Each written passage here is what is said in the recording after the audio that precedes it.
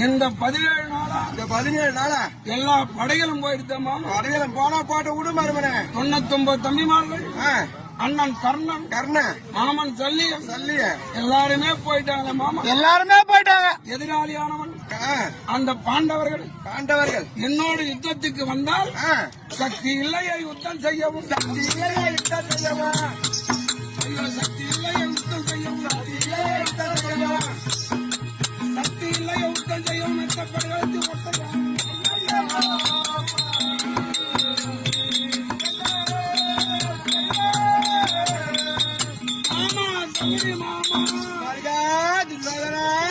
என் உடம்புல தெம்பு இல்ல மாமா, சண்டை போடுறேன். மருமவனா நான் ஒண்ணு சொல்றேன் கேப்பியா?